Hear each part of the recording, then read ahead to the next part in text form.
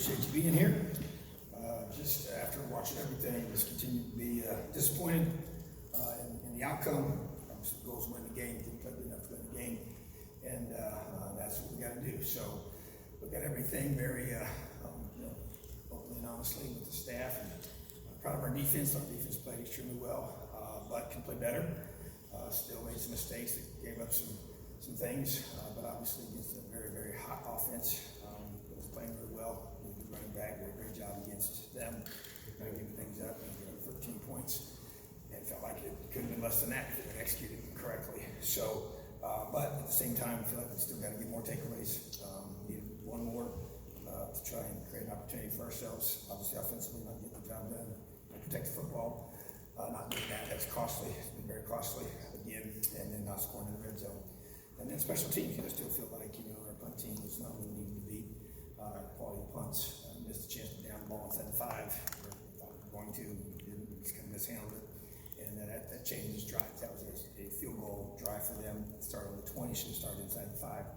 And those kind of things, that's how you win games like that. Close games that when come down to the final possessions and being able to get the job done there. So I just spent a lot of time these last couple of days here working on that, and that's will not stop.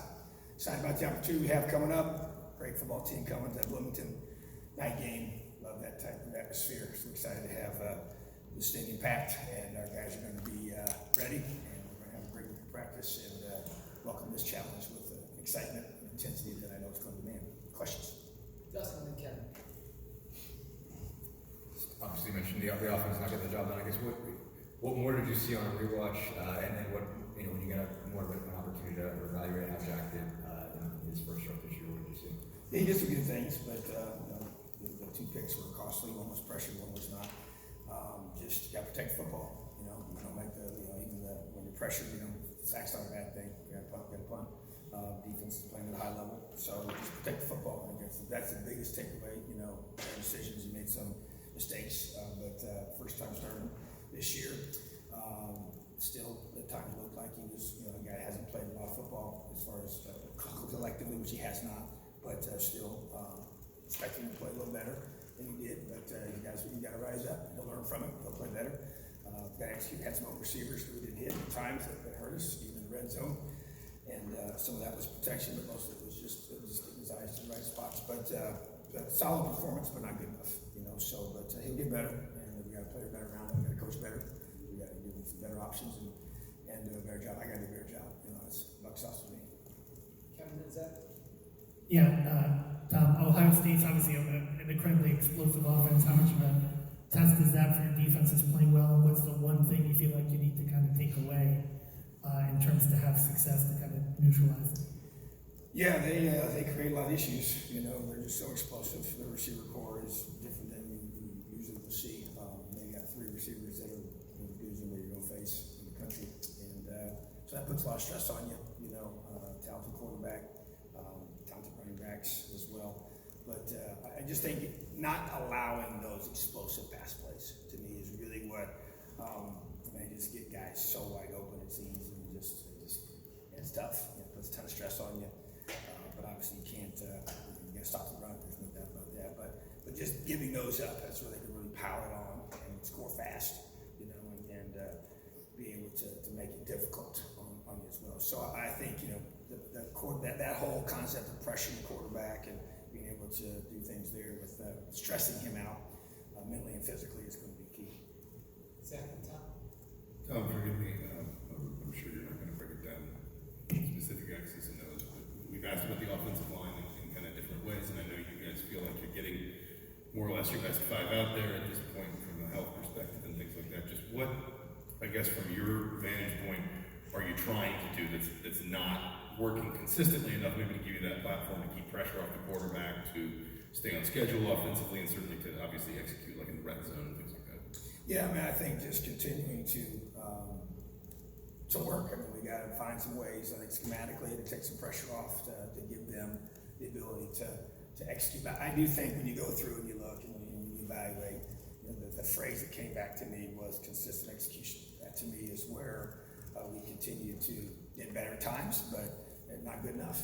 I think the end was kind of glaring because that's what you ever remember the finish, and that wasn't, didn't give us a chance to be able to get the ball down the field and make the throws we need to make, So, but I feel like that, just you got to look at the big picture of it all and try to continue.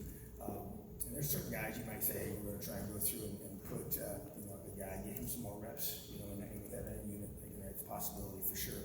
But just to continue to find ways to, not allow the defense to be able to gang out, tee off, have faster reads, be able to cause pause in those reads is, to me, is I think something that we really want to, do a better job of as an offense. And but it does start up front, and there's some good things, but not good enough. It's got to be considered. It's got to be considered more timely mistakes, miscommunication or ability to not pick up a twist here or there at the wrong time. When it really shows up, sometimes those things can happen and it doesn't create a game-changing play, and it seemed to happen more frequently in this one when those things did occur. So, but still, it's not to what we have to be. Obviously, we know what the objective is, and we got to score points, and we got to be able to. We did move the football, but especially in the first half, and you got 46 snaps, 46 plays, and 9 points. It's not good enough. You got to get points. You got to score points. You got to keep kicking those field goals as many as we did, and glad we made them. But at the same time, you knew it was going to need more than that, and obviously we did. Tom, please. Tom, I know you don't like to talk about injuries and availability and such, but the Ohio State receiving corps that you mentioned, very, very talented. Can you at least give us an idea as to whether you think Taiwan and Reese will be available for Saturday? And if you could also talk about the depth in that secondary that's really stood up, like Noah Pierre and Josh Sanguinetti. Yeah, I would say hopeful with those two guys, but it's just kind of one of those situations where we don't know for sure. I don't know right now today. Definitely need them and want to get them ready. And whatever we can play, have them play, will be huge for us. They're two very talented players, and just working every day, man. They're working the tail off. Our staff's doing everything they can do. So hopefully that will be we see it like at least one of them if we can. And then Noah Pierre really sticks out to me. Matter of fact, I mentioned him yesterday. 9 tackles, huge interception at the end. There's no question they were going after him, and just so proud of him. A few weeks ago he was playing a different position, and he's played multiple positions in our secondary and our third down packages. And so just a tough, hard-nosed kid that we loved when we saw him out of high school, just because we thought he was just a competitive guy. He was a little undersized, but loved his heart, loved his passion, loved the way he played the game, how physically played the game. Just thought he was a competitor, and that's just proven to be true. He's just did a heck of a job for us. And made plays even the previous week, and this week he obviously was called upon, and we thought Reese was going to go a lot more than he did, and obviously wasn't quite ready yet, and we tried to get out there and play, and so put a lot of pressure on him. And then Josh Sanguinetti, same thing. He's showing up all over the place in different situations. He got a huge pick, and I just think that that's where those guys have needed him to. He had to play early in the season when Monster was down, and now he's playing more expanded role on third downs and learning different things, and moving around and trying to make adjustments. So those guys got to continue to show up. We need more guys to continue to do that, and guys do that in other positions as well. And that's part of having guys recruit guys, and we need them. This whole team needs to rise up, and everybody's got a role to play, and everybody's got an opportunity, and opportunities created because of oftentimes injuries from other guys around you. So this opportunity comes, and we'll see who's going to step up and take advantage of it. Please, and Ready. We've got to see Donovan McCauley a little bit finally. Are you trying to manage that 4-game redshirt situation with him, or are you going to try to be more aggressive? We were going to, and now we're not.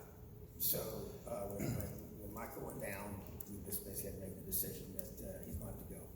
So, but before that kind of was the thought. We just use those 4 games, in a judicious way. But now he's the number 2 guy, and he's training to be the next guy in, and so expect to see him more. And really kind of even thought we might use him a little bit more Saturday, and then I wanted to see us do that, and we will. And so he's trying to get him. Obviously, that was his first time ever playing in a game collegiately, and so did some good things, and just got to be able to just get out there and just play football. He's a very talented guy, and we got to maximize our roster. So to me, he's one of our guys that can make plays with the ball in his hand, and so that's a decision we had to make when Michael got it. Revan and Haley. Coach, obviously, 1 offensive touchdown in 3 Big Ten games. What do you see as the big issues there? Why do you think that the numbers are what they are? Well, to me, return the ball more. You know, you can go through and you can look at those games. That's number one. Number two, you know, the red zone issues. You know, to me, just to be able to get down in there, you know, and I know you can go ahead and say what you want about those three Big Ten teams have really good defenses, all three of them, and they're really good in the red zone. You get down there in the field, it's even harder to score on with really good defenses. And so, but at the same time, that's reality. That's what it is. So you just got to be able to do some things. And I will say this to you, even you talked about even Saturday's game, and you know, we had three opportunities where receivers were open. You know, I thought wide open, but we just need to be able to get them the football for a variety of reasons. And so that's where you have to execute. And so you talk about, to me, that's really where it comes back to consistent execution at critical times. And obviously the red zone is a critical time. And whether it's the fact you get a long drive, which we have had several of those, you get down in there, you got to be able to finish through that drive, through the fatigue of that drive, and execute when it counts the most. And so right now we're not doing that. So you got to evaluate why. You go through, you look at those things, and whether it's play calling, whether it's the scheme, whether it's the guy that's executing, it's a combination of everything for sure. But at the end of the day, players got to make those plays, and we got to put them in position to make those plays. And you make those plays when you're confident, when you're decisive, and that's what we got to get to. And so that's the part that, you know, the numbers are what they are. You can see them, you said them, I agree with it. And so definitely huge emphasis, make some things, change some things structurally, how we practice, how we ready, the things we do down in there. So it's a huge point of emphasis without question. Amy, then Jim. Coach, there's no denying that Ohio State is a fabulous team, you know, ranked top 5, but they're also a young team. They start 5 freshmen and 7 sophomore, give or take, each game. So how do you feel like that, playing a young team like that will work to your team's advantage? Well, you know, we are at home. That's a positive thing, you know, and there's no question they do have some youth. They have some very talented youth, mind you, but it is youth. Youth is youth. So I think that you're playing on the road and expecting a big crowd and a loud crowd and the intensity and the energy like we had this past Saturday, and like we had in all of our home games, has been awesome. And that plays into that, you know, and so but that's part of it. And we got to be able to, in that moment, we got to play our best football. And there's no doubt that that's the objective, that's the goal, and that's what we're going to do everything within our power to do that. That is a team that is very talented and has a lot of really good football players and have very well coaches. Jim and Zach. Coach, I know that there's 6 games left, knowing you have to win 4 of those to become bowl eligible. I know you go week by week, but that has to be in the back of your mind of what lays out in front of you. And then offensively, you mentioned some possible schematic changes with Donovan McCulley. We saw Purdue over the weekend use a 3 quarterback rotation, which was odd, but can you expound on the potential differences that schematically that we may see? Not too specific, you know, so, but just because of obvious reasons, right. You know, so, but at the same time, yeah, to me, you got to do everything you can do to be able to maximize this opportunity in front of us against Ohio State. And so, whatever we got to do to be able to help us score points is going to be how many quarterbacks we use and how we use them and how we scheme things and design things has got to be with that objective in mind. So, there's no question we understand, you know, the big picture, but the bottom line is it's total, absolute 100% focus on what we got ahead of us. And it's the biggest game of the season because it's it just happens to be against Ohio State. Obviously, we know who they are and what they have done in the past, but we're playing the Ohio State team that's on this field in 2021. So that's the group we're attacking, that's the film we're studying, that's what we're getting ready for. So it's a great opportunity, great challenge, and it's one that I expect our team to be fully prepared for. Zach and Dustin. Kind of going back to Donovan, I know you said you're not going to kind of give week by week updates on Mike, but especially when you sort of evaluate, for example, Donovan's role, do you almost kind of put yourself in a position where you think, I've got to be prepared for Mike to be out for a more extended period of time, and therefore we've got to look at a young guy like Donovan and say, well, we've just got to get him ready like this, rather than maybe thinking we can protect him simply because we just may need more from him if Mike's injury kind of continues to stretch out. Yeah, because I really do, you know, being honest in the fact that we don't know the length of time, and when we don't know, and we've been told it could be shorter, it could be longer, we don't know that right now, but it is truly week to week, and so I think because of that, and knowing that he is the number 2, he is the next guy in the game if something happens to Jack, so you have to prepare him as such, and so to me, you had to have a long-term, you know, mindset with that, how we scheme, how we develop things, and not think like, hey, we're still going to try to protect him, you know, for those 4 games. And so to me, you just take that out of your head and you just assume that would be the case. And if Mike goes back to so, but at the same time, he has to have that mindset. We want to have that mindset, and that's the way we're approaching it. And so we want to make sure that he's ready, and we're also doing things to allow him to be able to be successful in the field, be in position to have those reps and gain that valuable experience, but also in a way to help us find a way to score points and win games. Dustin, and that. Obviously, I mentioned Noah earlier, wanted to dig a little bit more into his play. Basically, I know he was a guy that played a lot of safety. Just what told you kind of in the first place that you guys could move him over there, and what's just the transition been like for him, and what's made him good, you know, as a Noah? Noah, Yeah, you know, I just think the first quality that stuck out to me for him, like you said, was just his competitive toughness. He's got a very good football mind. He's able to play multiple positions. That's what's allowed us to move him around. You know, some guys move him from one position to another, and it takes too long for them to pick things up. He's not that way. He's got a really high football IQ, understands the game, anticipates, and what he might lack in size, he makes up for it. Toughness, very good tackler. You saw that on Saturday. Tough kid, physically tough, he's strong. He showed up on special teams all last year. To me, that's always a great indicator of how well they're going to play if they're a young guy in our defense moving forward.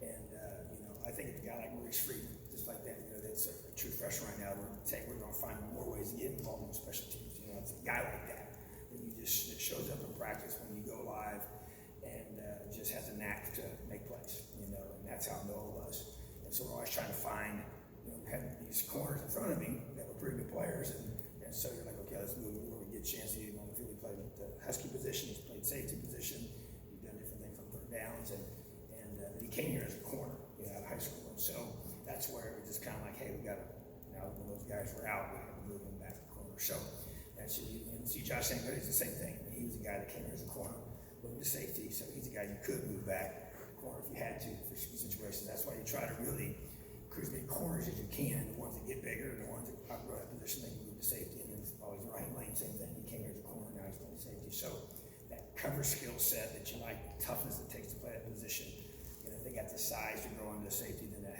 often happens. So that's kind of in recruiting what you're trying to do. It helps you with your flexibility of your positions, and when things like this happen, you got a guy you can move around. So, and that nickel position, what we call Husky, it kind of falls in line because it's really kind of a bigger, thicker corner. There's a lot of things that we try to do. So that's where that helps you as a football team defense. Okay, you talked about Donovan's role a bit. I want to just kind of expand on that a little bit more. Like he played the 3 snaps in the first half. What kind of was the plan you initially had for him in the game, and as the game progressed, how did that seem to change? I guess a little bit. I didn't expect to use it for a little more than 3 snaps. Yeah, so I would say, you know, just as you go through, you know, the feel of the game, it's kind of how you know, obviously the tightness of the game, you know, creates a certain type of situation you have for a young guy like that. And but yeah, I'd like to see him play more, and I know we will. I do believe that, and just kind of grow him as a player. And he was nervous. We talked about that even yesterday, but now he's got that first snap out of the way, first throw out of the way, first throw wasn't a very accurate throw, you know. So we had a couple of decent runs, and so, but just want to be able to do. If he's a quarterback, he can throw it, he can run it, and that's what we want to see him do. And so to me, it's just, you know, yeah, I expect that role to grow, and the things we can do with him to expand each and every week, and then we'll see where it goes from there. Coach, you got to face off against some of the top teams in the country already this year. You get another one coming in this week. It's been punch after punch after punch for you guys. I'm just curious for you guys, and most importantly for the players in the locker room, when those punches keep on coming. I guess for you as the coach, how do you change their mindset to keep them fresh every week? It just kind of feels like you're taking these blows week in and week out. You keep punching yourself. You know, I think that's key. And we're swinging hard, and this team believes in what we're doing. And there's a lot of character in that locker room, a lot of toughness. Yeah, they're hurting after that game Saturday, and as well as myself and our whole coaching staff. But I tell you what, there's just there's a toughness to this group, and but it's got to start with us as leaders. And yeah, it's a bit hard. There's no doubt about it. It's not what was expected. I mean, it was wanted, and but you find yourself in what you're going to do. You know, so that's where you just keep on swinging. But you also got, you know, as you're swinging, you got to make adjustments. You know, you got to go through that and get things corrected and fixed, and not just keep doing the same old thing. And so, but at the same time, we talk about team, and that's when you're drawing your leadership and the guys on this team. And I went around all key guys after the game, after I get into all my responsibilities with the media and talking to guys one-on-one and just getting in their head and talking to them. And same thing yesterday. And, that's one thing I will say is, you don't know, obviously how the season's going to play itself out. We made a change where we went from Sunday as our off day to Monday as our off day. And I'm really thankful that we did because I needed to be with this team the day after, these close losses and these as they continue to put us in a tough spot. And just to be able to be in front of them, I think it's been critical, very important. I've loved the way our guys have responded, and even if they may come in feeling a certain way in the early afternoon, I want them to leave. When we're done at 7 o'clock, that their mindset is the way it needs to be. We've had a chance to be with them, lifted, we've been on the field, we've been in meetings, we've had a chance to be in front of them, and just got to pray for wisdom to be able to know how to say things to them. To be able to, and when you know your team and you're connected with them, that helps. But at the same time, this is tough. But that's part of it. And our guys got a ton of grit, and grit is perseverance and passion towards a long-term goal. It's going to take a ton of perseverance and passion for this team to be able to stay together, keep fighting, and keep playing our best each week, even when we fall short. And you got to keep persevering, keep fighting, keep working together, stay together, keep believing, and just stay the course. And that's what we're going to do. And to me, you just don't blink. We talk about it all the time. Air muscle blinders, got to have them on heavily at this time. Do not blink. Hughes and Kelly. We didn't get a chance to ask about that 2-point conversion that you missed. It's had huge ramifications, not being able to tie it up. Was it executed right, or was it the kind of play you wanted? Yeah, to me, you had several options on the play, and then they brought pressure up the field. And to me, one of our pullers got stuck on the tackle, which allowed them to have an extra guy, for the shovel pass. And so you basically had several different things, and that's what you usually you want several different options. I felt like that, picking up such a guy and trying to find a way to get the ball.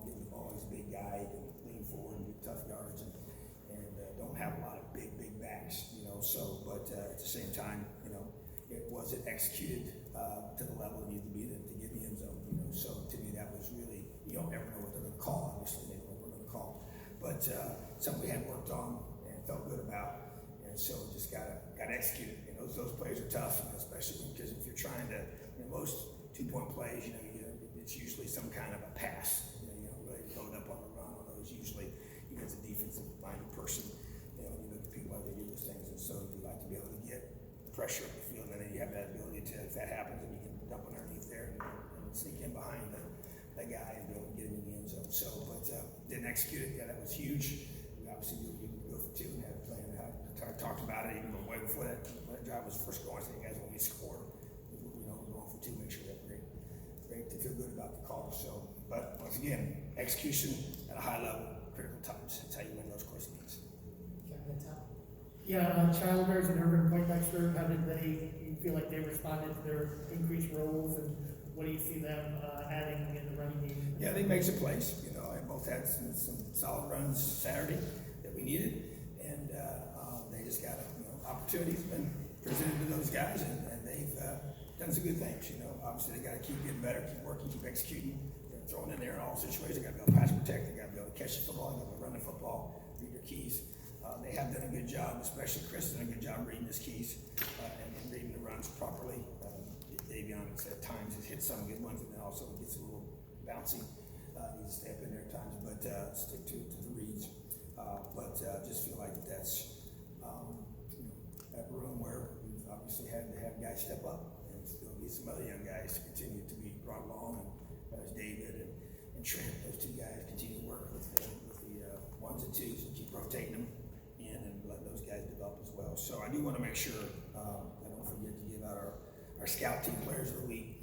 Those guys play a critical role and do a great job for us. Defensive scout of the week was Ray Stewart, and offensive scout team player of the week was Charlie Spiegel, and the special team scout of the week was Matt Holt. So just 3 in-state guys that have come here from high schools here in Indiana, working extremely hard for us, helping us get ready, and excited for those guys' futures.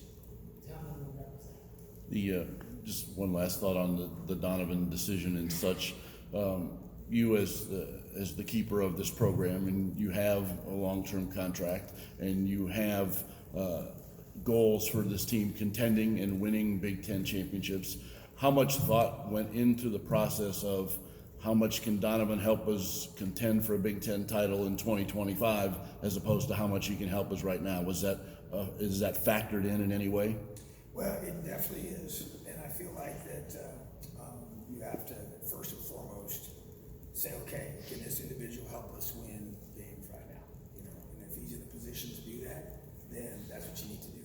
And bottom line is that you know, situation occurred. You know, we've got one of our other quarterbacks on scholarship that's toward his ACL, Dexter Williams, last spring, so he's not available. And obviously, when Michael had his injury, that leaves you those two scholarship guys on that are healthy. And so that's the position that we're in, the situation that we're in. And so that's those other variables. That was the reason why initially the thought was to strategically use. We were actually going to use Donovan in the Idaho game. We're like, no, let's keep that. To use those 4 games, more judiciously moving forward, where we may need him in a Big Ten game, to be able to give us whatever might be needed at that point. So, but then when Michael went down and now he's the number 2, you just gotta say, okay, you know what, this is in an ideal situation. You like to be able to keep that red shirt. And so, but at this point where we're at, that doesn't appear to be the case. So we'll see what happens with Michael and how that all plays itself out, and that can change in the short term. But as a mindset that we have, we just kind of say, hey, we got a plan and get it ready and have a scheme ready and have a plan ready. So, but and I do think there's no doubt, there's a big picture view here of everything that we do in recruiting and roster management, which has dramatically changed in the last couple of years with how you view those things with the transfer portal now, the way things are and the way things go with different stuff. It's a very different landscape than it used to be and continues to be on a consistent basis, on a daily basis. And so that's where you have to be able to always be thinking about your current team first and foremost, but also what the future is. Exactly.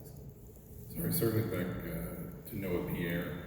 I think he's been around, I think this is his 4th year now, and I think this is probably the most we've seen him kind of on defense anyway, where obviously, I know he's played a lot on special teams position-wise.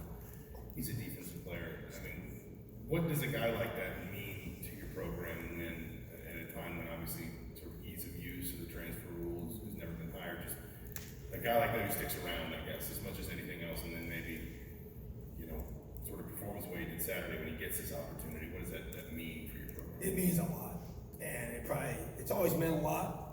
Doing this for a long time to see a kid like that rewarded for persevering when he wasn't getting to play, because he's like everybody else. He came here and wanted to play, especially after here for a couple of years. You really want that. But then I think last year, he accepted that role on special teams, wanted a more expanded role like they all do, but stayed the course, and we had a lot of good conversations. And he never even, it never, I don't know if it even dawned on him, or we never had conversations where he was talking about some guys and I have sat down and talked about things like that, just trying to help them with their future and where we saw them with their future in our program. But I just think it just speaks to his commitment to who we are and his belief in our program and wanting to be here and wanting to graduate from here and wanting to, get a degree from here and being able to finish when he started. So I respect that so much, and I know it's become a different mindset for some guys, and understandably so in some situations. I get that, but I just feel like that it just speaks volumes to